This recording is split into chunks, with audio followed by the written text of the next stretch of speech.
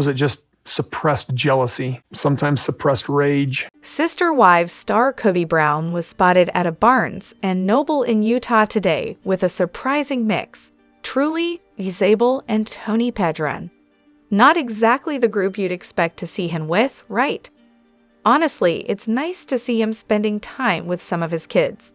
I was starting to wonder why Truly wasn't at the Sedona stargazing trip, but maybe Kody was busy hanging out with her and Ysabel during that time instead. Wait, is that Tony Pedron with them? Yep. I'm curious, was Kody browsing the self-help section?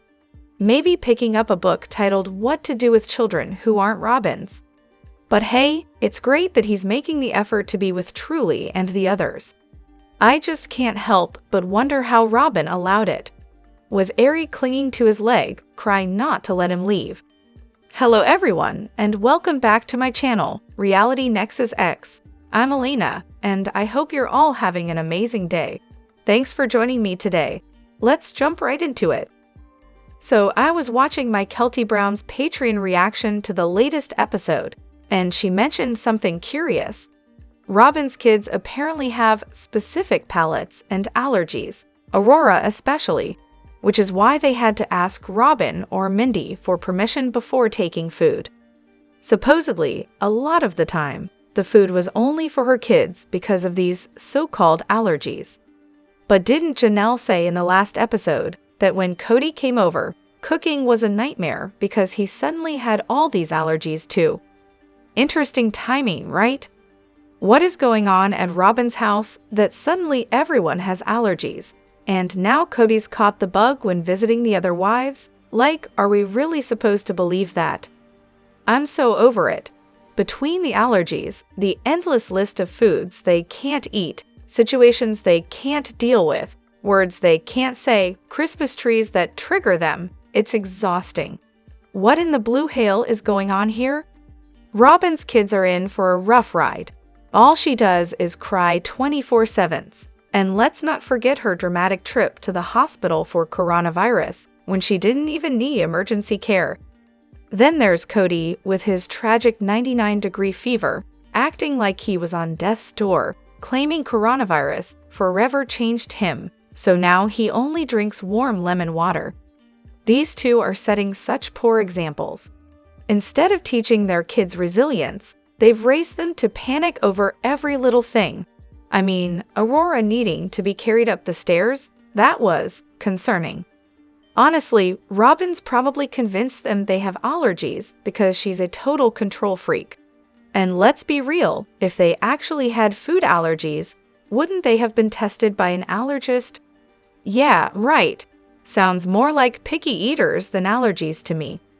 Also, why can't they just stock up on food her kids can eat?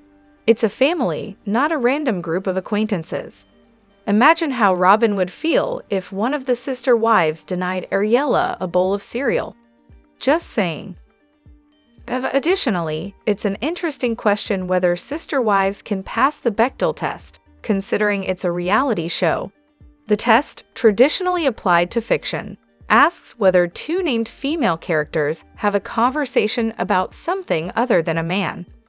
At first glance, you'd think it's an easy pass. The show is filled with women interacting. But when you dig a little deeper, it's not so clear-cut.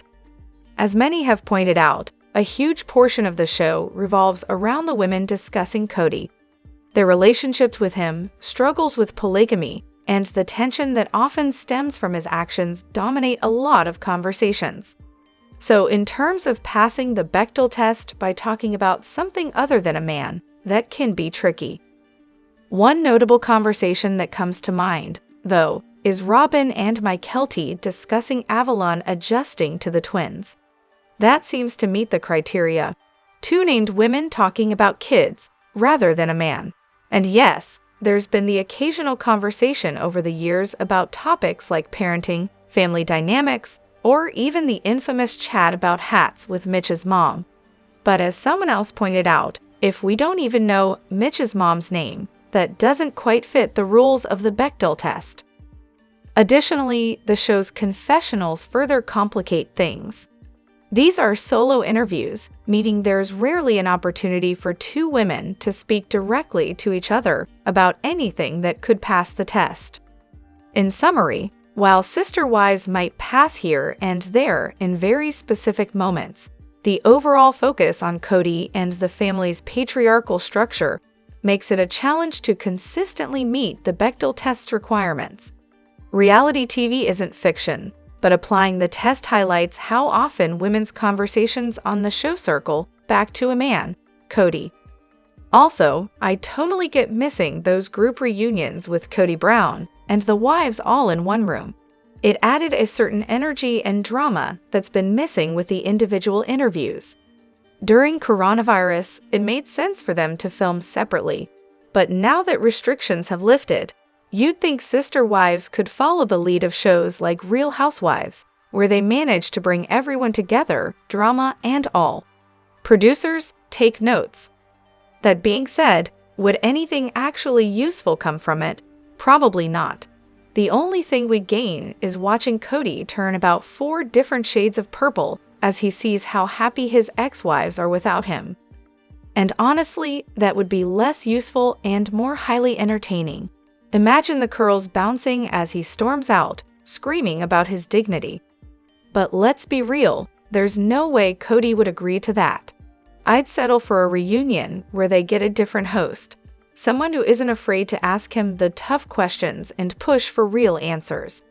Watching him squirm under real scrutiny, now that would be worth tuning in for. Furthermore, it's all about the money, honey. The whole show has been a financial gain for Kody Brown, and he's been playing it for years. He admitted that he didn't find true love until Robyn came into the picture. So where does he get off acting like any of the original wives were the problem? According to his own polygamy doctrine, he didn't hold up his end of the deal either. The show itself has been a cash cow for Kody, and it's pretty clear he saw his relationships with the wives as transactional. Meri was valuable for her income from the B&B and her clothing business. Janelle? She worked for years, and he's definitely benefited from that. Meanwhile, Robyn gets nannies and enjoys the fruits of everyone else's labor. All 5 wives were getting paid for the show, but who was really reaping the rewards? Kody and Robyn, of course. If you rewatch the Arizona move, it's obvious the whole point was to get the money out of the Vegas houses and tie it up in a way that benefited him and Robyn. Once all the money was funneled into Robyn's house, and it's in only his and Robyn's names, Kody's whole attitude shifted. Suddenly, his true colors came out. It's clear that 75% of Robyn's house is built on the money from the OG 3 wives. He knew that if the funds stayed tied up in the Coyote Pass lots, it would be easier for Janelle, Christine, or Meri to get their money back if they left. Instead, he funneled the cash into the house, making it much harder to trace or liquidate. Almost like money laundering, right? And speaking of mistreatment, Kody's neglect of the other wives has been blatant. He only spent 3 days with Christine's family out of 800 days. Janelle went months without hearing from him. And poor Meri, he couldn't even be bothered to call or check on her during coronavirus. She wasn't invited to Easter after Janelle and Christine left, showing how fake the whole family unity act really was.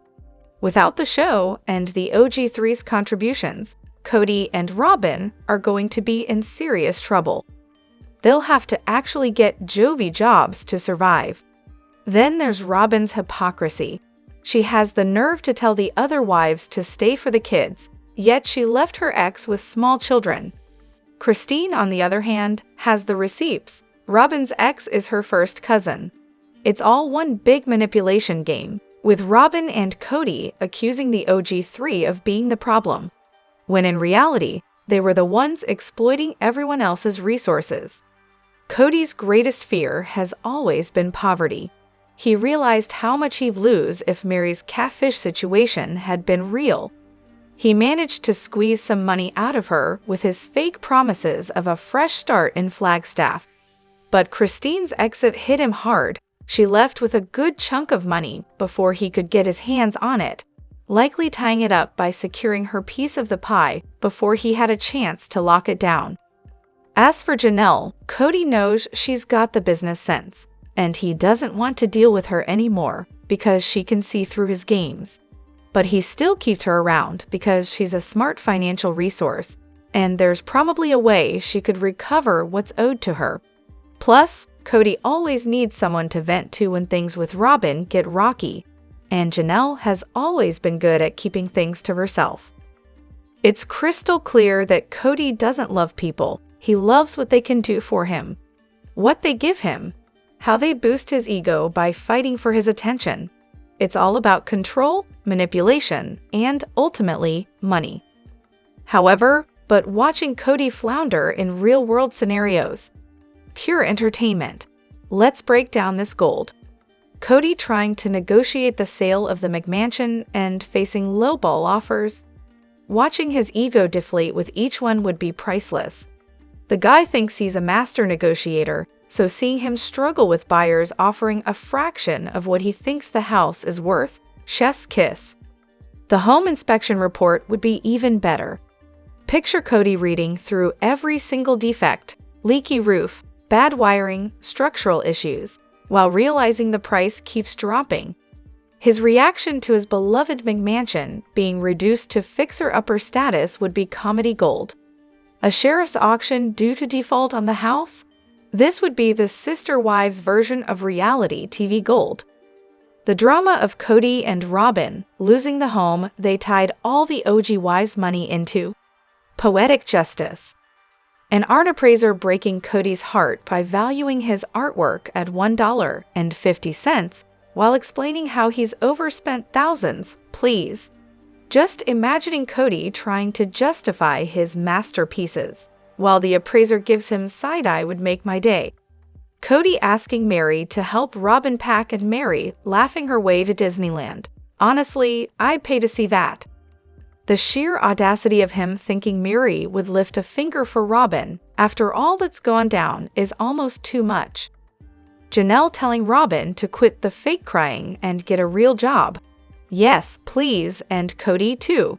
Janelle doesn't suffer fools, and watching her serve up some hard truths about their finances and work ethic would be such a cathartic moment for fans. Christine reviewing Kody's financials for child support, a dream. Seeing her calmly expose just how much of a mess he's created while he squirms would be the ultimate "I told you so" moment. She'd do it with a smile too. And of course, Kody cutting down a tree that destroys everything in its path, RV, porch, 2 cars, because of course, his DIY approach would go wrong. The man isn't exactly known for stellar decision-making, so this would just be the cherry on top of his bad luck. Honestly, this list would bring sister wives back to life. Watching Kody and Robyn face real consequences instead of playing out their delusional fairy tale. Additionally, sister wives star Kody Brown's ramblings have become something of a spectacle, haven't they? The way he talks about the breakdown of his marriages, particularly the line about how he wasn't going to leave them, no matter how much he didn't love them. He actually expects credit for sticking around in relationships where he admits he wasn't invested. It's mind-blowing how out of touch he is with his own words and actions. Every time he opens his mouth, it's like he's trying to paint himself as the victim or some kind of martyr, but it only highlights his selfishness and narcissism. He doesn't seem to realize that by constantly talking about how he was wronged or how the wives chose to push him away, he's exposing himself as the real problem. Like, Kody, you're saying the quiet part out loud, and it's making you look worse. The way he's been spiraling, becoming more bitter and spiteful with each episode, has become almost impossible to look away from. He's completely lost in his delusions and vendettas, especially with Christine. He can't handle that she's thriving without him, and it seems like that's driving him to this weird, almost vindictive headspace. The scariest part is how his bitterness could keep escalating. With his fragile ego and the way he's obsessed with control, it's not a stretch to see him lashing out more and more, especially with those "if I can't have them, no one can vibes. His emotional volatility is on full display, and honestly, the more attention on his behavior, the better, because his unhinged comments and lack of self-awareness need to be checked. Watching him spiral while everyone else is happier without him is the ultimate karma, though he's getting a front row seat to his own downfall. Moreover, Sister Wives star Kody Brown's behavior during the whole coronavirus situation was a total case of rules for thee, but not for me. He was absolutely using the pandemic as an excuse to distance himself from the OG 3 wives and their kids, while still living his best life with Robyn's family. The inconsistency is glaring. Let's break it down. When Gwen was going to school in person, Kody freaked out, saying it was too risky to see Christine's family because of potential coronavirus exposure. But then not long after, Brianna and Ariella are back in school in person, and suddenly, the coronavirus concerns vanish. No mention of quarantine rules or risks when it comes to Robyn's kids, just business as usual. And that moment with Truly, Kody making her hug him goodbye before the Utah move, but forbidding her from hugging anyone else for safety. It's just another example of his selective enforcement of the rules. Kody's coronavirus rules were clearly only meant to keep him in Robyn's bubble, not out of genuine concern for the rest of the family. The whole situation screams hypocrisy. He wasn't following any consistent guidelines. He was just finding convenient excuses to avoid the OG wives and their kids while still clinging to his favorite family. Coronavirus became his way of justifying his emotional and physical absence from everyone except Robyn. The editing might be a little jumbled, but the core issue is that Kody was being an ass, plain and simple. His coronavirus restrictions weren't about protecting anyone. They were about making his life easier and focusing on the only relationship he still cared about, the one with Robyn. Please share your thoughts in the comment section below. I'd love to hear whether you agree or disagree. If you enjoyed this video, consider liking, subscribing, and hitting the notification bell for future updates. Your feedback is important, and I look forward to seeing you in the next video. Thank you.